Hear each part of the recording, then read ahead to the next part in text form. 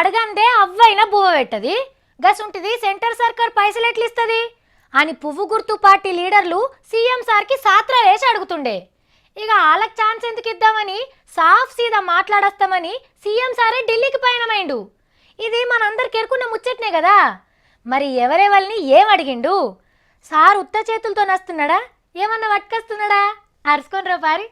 CM sir ఢిల్లీలో పాదం మోపిండంటే ఒట్టిగానే ఉంటదా? కాళ్లకు గిరికలు కట్టుకొని మంత్రుల చుట్టూ గిర్రున తిరిగిండు.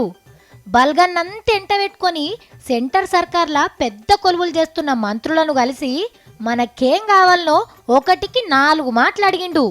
మర్చిపోకుండా కాగితాలలో కూడా రాసిచ్చిండు. పైసల మంత్రి అరుణ్ జైట్లీ సార్ ఆఫీస్కి పోయి మా తాన శానా పథకాలు నడుస్తున్నాయి, ఎక్కువ అప్పులు తీసుకుంటందుకు పర్మిషన్ ఇయ్యాలే అని అడిగిండు. కొత్త రాష్ట్రం కొత్త సంసారం కాబట్టి ఇల్లు నిలబెడతందుకు ఇంత ఆసర కావాలే అని కోరితే దాందేముంది అని అన్నాడట ఆయన. ఇక సడక్ల మంత్రి గడ్కరీ సార్ని కలిసి తెలంగాణలో ఊరూరికి డాంబర్ రోడ్ వేపియాలని కోరిండు. పొద్దుకి నీతి ఆయోగ్ మీటింగ్లా దేశం ముంగట్కి పోవాలంటే ఏం చేయాలో కొన్ని సలహాలిచ్చిండు మన సీఎం సారు. కేసీఆర్ సార్ ఢిల్లీకి వచ్చి అందరిని కలిసిండు కాబట్టి ఇక మన రాష్ట్రానికి ఏమేం కావాలో అవన్నీ వస్తాయని గట్టిగానే చెప్తున్నారు ఆయనతో నున్నోళ్ళంతా.